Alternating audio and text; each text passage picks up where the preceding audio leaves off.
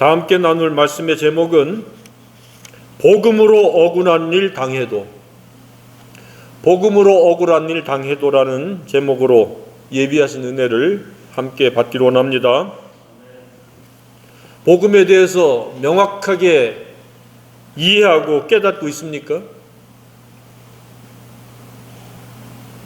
뿐만 아니라 그 복음을 누구에게 언제 전한 것이 마지막입니까? 복음에 대해서 어떠한 태도와 입장을 가지고 살아가고 있습니까? 제가 종종 그렇게 이야기합니다. 설명할 수 없으면 아는 것이 아니다. 복음에 대해서 명확하고도 선명한 그런 깨달음 속에 누구를 만나든지 어떤 사람과 대상이 되었든지 그 복음을 잘 설명할 수 있을 만큼 복음에 대한 명확한 그런 입장 정리가 된 채로 살 수 있기를 바랍니다. 애매모호하게 아는 것인지 모르는 것인지 그런 애매모호한 상태가 아니라 복음은 이것이다. 반드시 모든 사람이 알아야 되고 믿어야 되고 그것을 닮아야 되고 그것을 살아내야 될 그러한 우리에게 있어서의 절대적이요 영원한 그리고 유일한 가치라고 하는 그런 입장을 세울 수 있기를 바랍니다. 복음에 의해서 삶을 살지 않으면 불필요한 그런 불행을 초래하고 재앙을 초래하고 그럴 뿐만 아니라 곤고와 고통을 불러들일 수 있다는 사실입니다. 오늘 이 말씀을 통해서 나는 오직 복음으로 살겠다라고 하는 그러한 가치관과 인생관과 세계관을 가질 수 있기를 바랍니다. 내가 복음 때문에 존재하고 복음으로 오직 사는 방법으로 삼고 복음을 목적을 위해서 내가 모든 경제활동을 하고 인간관계를 맺고 모든 수고와 노력을 펼친다 라고 하는 그러한 하나님의 그 뜻이 결합되어지는 삶이 되어지기를 주님의 이름으로 축복합니다. 복음이 아닌 것은 우상이거나 욕심이거나 탐심일 가능성이 매우 높습니다. 그러나 복음은 이타적인 것이요 하나님의 뜻이 담긴 가장 중요하고 가장 필요하고 가장 가치 있는 것이기 때문에 복음에 의한 삶은 시행착오가 없습니다. 복음으로 말미암아 삶을 어처구니 없이 그 시행착오와 실패하는 그런 일이 없기를 바랍니다. 복음이 이처럼 매우 소중한 겁니다. 절대적인 겁니다. 우리는 이 복음 때문에 오늘 고난을 당하는 이 바울과 실라를 보게 됩니다. 언제 복음 때문에 고난을 당한 적이 있습니까? 뒤돌아보면 그 복음 때문에 복음을 못 전하게 하려고 마귀 사탄이 그렇게 집요하게 사람들을 이용해서 공격을 하고 실망을 시키고 낙심을 시키고 좌절하도록 그렇게 부추깁니다. 그럼에도 불구하고 하나님의 은혜로 저와 여러분은 여기까지 온 줄로 믿습니다. 왜 불필요한 그러한 많은 어려움들에 봉착하느냐 보면 거의 다 복음 때문에 그렇습니다. 어떻게 하든지 복음을 못 전하게 하고 복음을 위해서 살지 못하게 하려고 그래서 포기하게 하려고 그리고 하나님 원망하게 하려고 그렇게 마귀는 사람들을 이용을 하는데 그 이용하는 사람들이 멀찍이 있는 저 타국에 있는 사람이 아닙니다. 우리나라에 있는 사람일 뿐만 아니라 자기 가까이에 있는 사람들을 통해서 그렇게 끌어내리려고 합니다. 너는 복음으로 살지 마. 살아서는 안 돼. 그 길로 가면 안 돼. 라고 계속해서 사탄 마귀는 괴계를 펼칩니다. 그리고 그렇게 그 괴계에 이용당하는 사람은 자기가 그렇게 이용당한다고 모릅니다. 때로는 다른 사람들만 이용하는 게 아니라 자기 자신이 또 다른 사람에게 복음의 방해꾼이 될 수도 있습니다. 깨어있지 않으면 정신을 차리고 살지 않으면 복음을 위해서 협력하고 복음을 위해서 힘을 보태는 게 아니라 복음 전하는 것을 방해하는 역할을 자기도 원치는 않았지만 결과적으로 그렇게 될 수도 있다는 사실입니다. 우리는 복음 때문에 다른 사람들로 인해서 마귀에 의해서 공격을 받을지언정 공격자로 쓰임받지 말아야 된다고 생각이 되어집니다. 그런데 이 복음은 안타깝게도 복음이라는 말을 사용하지만 복음에 대해서 제대로 알고 사용하는 사람들이 그렇게 많다라는 생각이 들지는 않습니다. 자기가 원하는 방식대로 믿고 자기 주관적인 입장에서 복음을 받아들이기 때문에 성경에서 말하는 복음과 차이가 있을 수 있습니다. 그러니까 어떤 사람은 복음이 예수 믿고 이제는 다 완성됐어. 언제 죽어도 천국 가. 그래서 그것으로 충분해. 라고 하는 입장의 복음이 있을 수 있습니다. 그런데 그것은 일부분에 해당되어지는 것이지 통전적이고 전체적인 복음이라고 말할 수가 없습니다. 복음은 믿는 것으로 시작할 뿐이지 믿는 것이 전부가 아님을 기억하시길 바랍니다. 마태복음에서 뭐라고 그랬습니까? 복음을 하늘과 땅의 모든 권세를 내게 주셨으니 그러므로 너희는 가서 모든 족속으로 제자를 삼아 아들과 아버지의 이름으로 아버지와 아들과 성령의 이름으로 침례를 주고 내가 분부한 모든 것을 가르쳐 지키게 하라. 여기서 믿으라는 말 없잖아요. 가르쳐서 어떻게 하라? 지키게 하라. 복음은 믿는 것보다 가르쳐서 순종해야 될 범위가 훨씬 더 크고 훨씬 더 중요하다는 것을 우리가 깨달을 필요가 있습니다. 그러니까 이 복음은 믿으라 필요합니다. 믿어야 됩니다. 그러나 믿는 것은 시작이고 출발일 뿐이지 완성은 복음을 듣고 복음을 깨닫고 복음을 배워서 순종해야 되는 겁니다. 지켜야 되는 겁니다. 실천해야 되는 겁니다. 복음이 실천되지 않으면 그 사람은 믿는 게 아닙니다. 그래서 야고보 목사는 행함이 없는 믿음은 그 자체가 죽은 것이다 그랬습니다. 믿긴 믿는데 순종과 결부되지 않으면 그 사람은 잘못 믿는 겁니다. 우리는 믿을 뿐만 아니라 배워서 순종할 수 있는 온전한 복음의 사람이 되기를 소망합니다. 그러니 오늘날 많은 사람들이 복음에 대해서 잘못 알고 있고 그냥 이 부분적인 한 부분만을 가지고 너무 부각시키고 강조하다 보니까 사람들이 어떠한 신앙이냐, 그냥 권리만 취하고 의무는 자기가 해야 되고 실천해야 될 것은 그냥 삭제시켜버리고 관가하는 겁니다. 그러니까 멋대로 살아가는 거예요. 나 예수 믿었어. 나 침례받았어. 그것은 시작일 뿐임을 꼭 깨닫길 바랍니다. 출애굽해가지고 홍해를 건넜고 광야에 걸어갔던 사람들이 출애굽이 전부였습니까? 시작일 뿐이잖아요. 가나안 땅에 입성해야 되잖아요. 누가 입성해요? 하나님의 말씀을 귀담아 듣고 순종하는 자만이 가나안 땅에 입성하는 줄로 믿습니다. 그러니 대부분의 사람들이 그냥 광야에서 비틀거리다가 제자리에서 계속해서 빙빙빙 돌다가 무너지는 겁니다. 복음이 무엇인지를 알 뿐만 아니라 그 복음이 순종되어지는 삶을 살 수 있기를 바랍니다.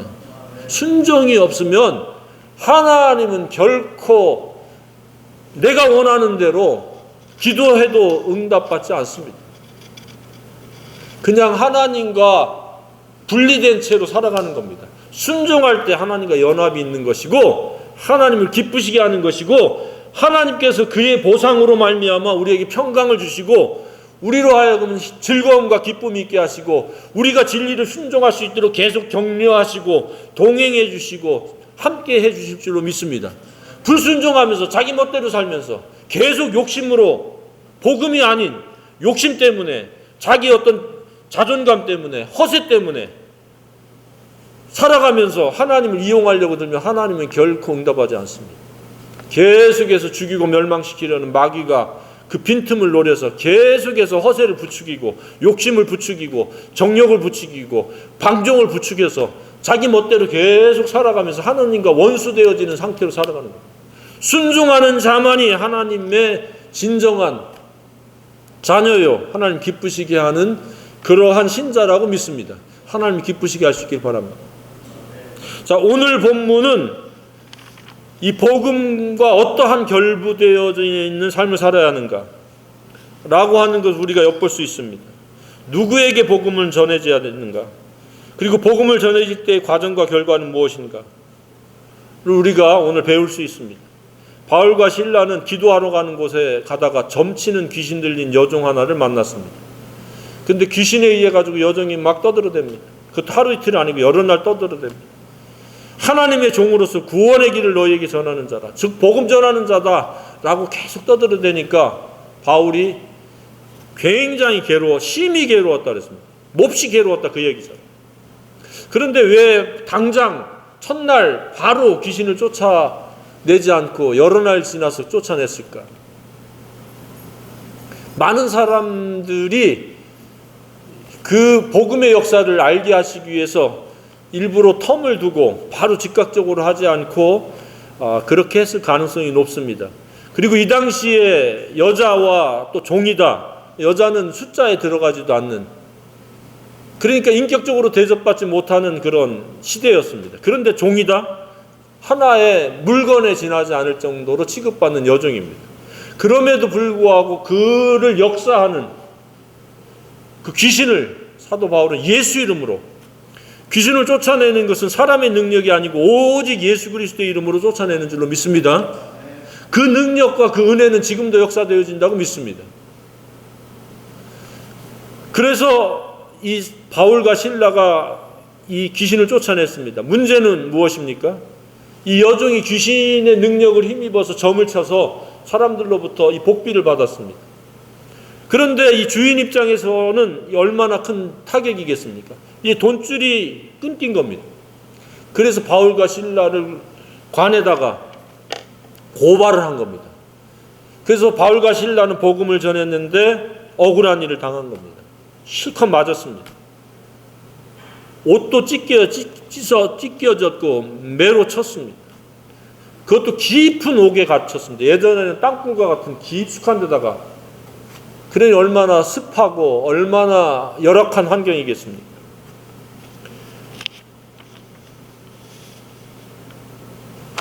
그럼에도 그들은 하나님의 반전의 은혜를 일으키는 그러한 성숙한 태도를 보였습니다. 자, 우리가 첫 번째 중요한 것은 무엇입니까? 복음은 그가 누구이든지 필요하다는 사실입니다. 이 땅에서 소외되고 열악한 사람부터가 오히려 복음이 더 필요한 줄로 믿습니다. 성경은 가난한 자에게 복음이 전파된다 그랬습니다. 부자들이 예수 믿기는 참 어렵습니다. 얼마큼 어렵습니까? 낙타가 바늘귀에 들어가는 것보다 어렵고. 형편이 어렵습니까? 감사하시기 바랍니다. 그렇기 때문에 우리가 겸손한 겁니다. 등 따시고 배부르고 자기가 먹고 쓸 것이 있으면 그 재물을 의지하고 할 뿐만 아니라 교만합니다. 그래서 예수님을 믿지 않습니다. 그런데 당시에 소외 계층 중에서 최악의 소외 계층이 이 여종입니다. 그에게 복음이 전파됐다고 이렇게 사도행전에 기록한 것은 우리에게 시사하고 의미하는 바가 큽니다. 오늘날에도 세상에서 소외되고 가난하고 사람들에게 치이는 그런 부류의 사람들이 있다면 적극적으로 더 복음을 전할 수 있기를 바랍니다. 역사하는 귀신을 쫓아낼 수 있는 그런 그들에게 그 은혜의 기회가 주어질 수 있도록 다가가야 될 줄로 믿습니다. 기도하면 그렇게 될 줄로 믿습니다. 바울과 실라가 능력이 어디서 나왔습니까? 그들은 평소에도 계속 기도했기 때문에 그런 능력이 나타났고 응답이 이루어졌다고 믿습니다. 그냥 개인 볼일 보고 개인 삶을 살아가는 게 아니라 계속 그들은 주기적으로 기도했습니다. 그러다가 이 여종을 만난 겁니다. 하나님이 만나게 하시고 만나도록 섭리하신 줄로 믿습니다. 그랬을 때 예수 이름으로 명하니까 그들은 그 즉시 보류한 상태가 아니라 즉시 떠나갔습니다. 그런데 이 복음은 그렇게 순수하게 아름답게 전해지고 끝나는 때도 있지만 그렇지 아니할 때도 많이 있다는 사실을 우리가 엿보게 됩니다. 복음을 전하면 사탄 마귀가 가장 싫어합니다.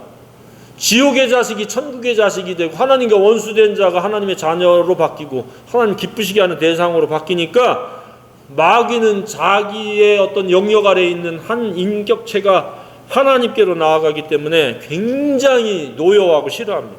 그래서 주변 사람들을 선동해서 공격한다는 겁니다. 그래서 많은 사람들을 선동해가지고 관리들에게 고발한 겁니다.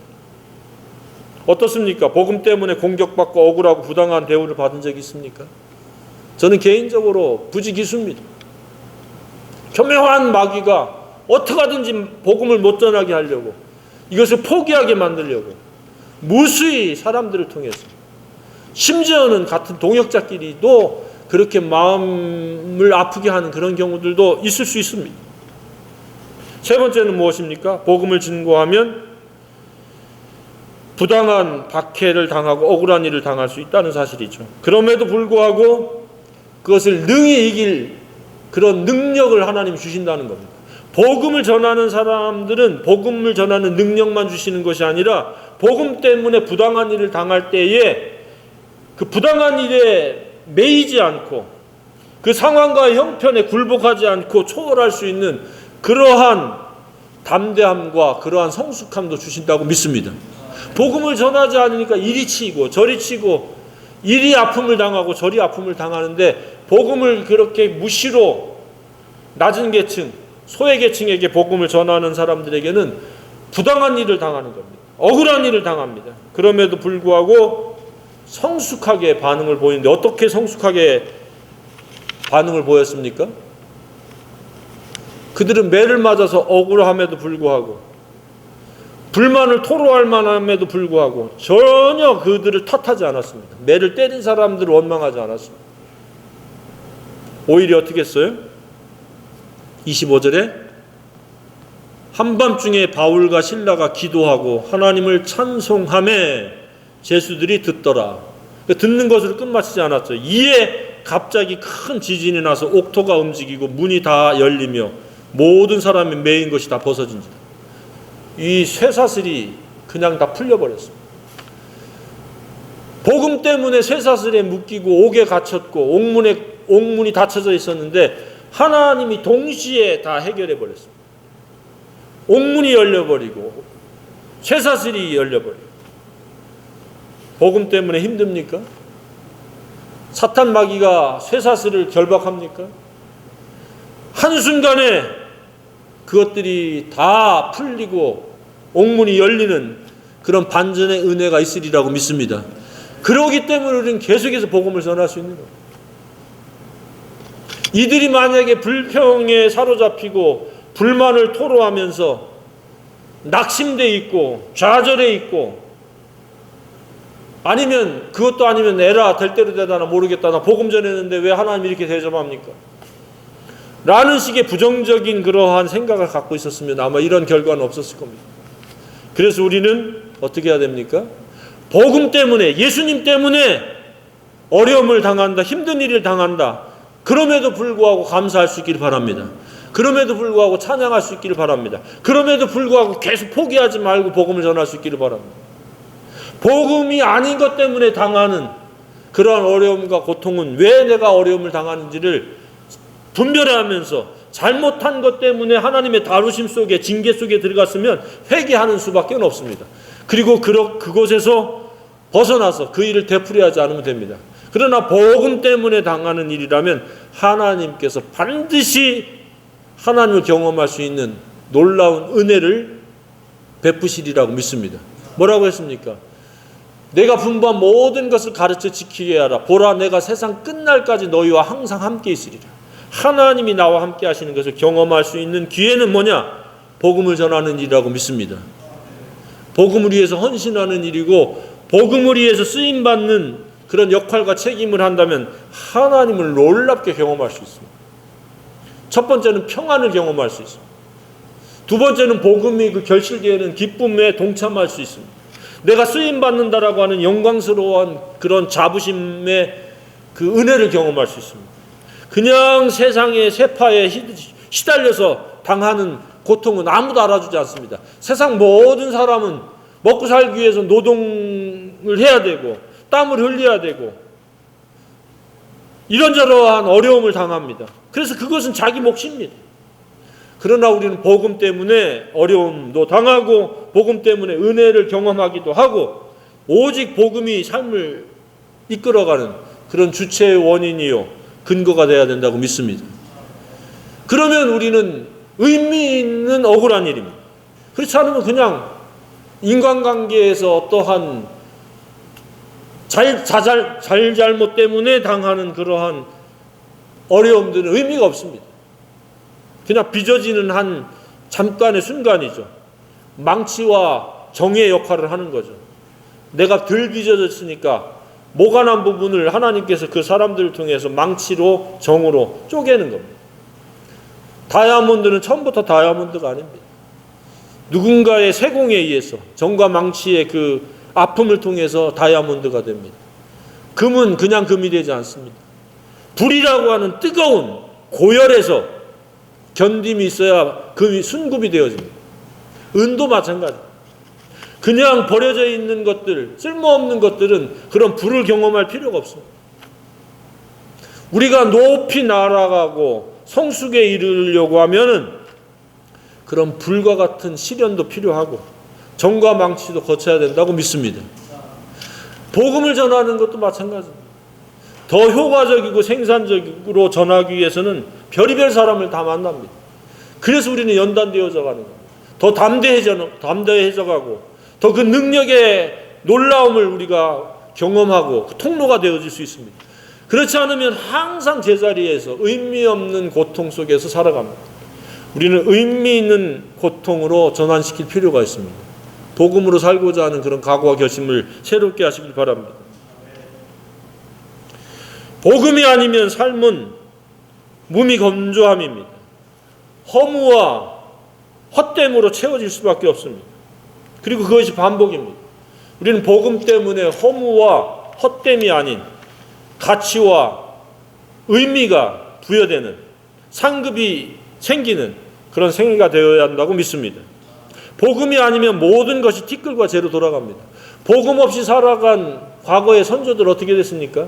몇백 년 전에 죽은 사람들은 이 땅에서의 그냥 흙으로 돌아갔습니다. 티끌과 재가 됐습니다. 그러나 그 중에서 누군가가 복음 때문에 살았다면 그 사람은 하나님 나라에서 별처럼 빛나게 될 것을 믿습니다.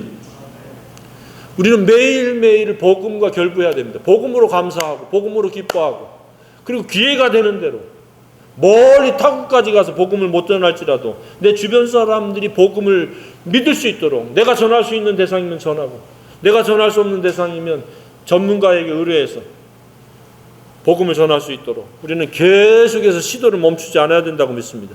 그렇지 않으면 그들은 허물을 기뻐하고 허물로 채워지고 허망으로 끝나는 겁니다. 아무리 노력해도 복음과 결부되지 않으면 그냥 먹고 살고 배설하고 자고 그것은 끝입니다.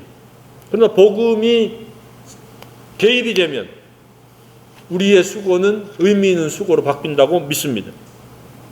이처럼 복음은 놀라운 반전의 역사를 일으키는데 어떤 반전의 역사가 일어납니까? 간수가 이거 큰일 났구나. 간수의 역할을 못했으니까 자결하려고 했습니다.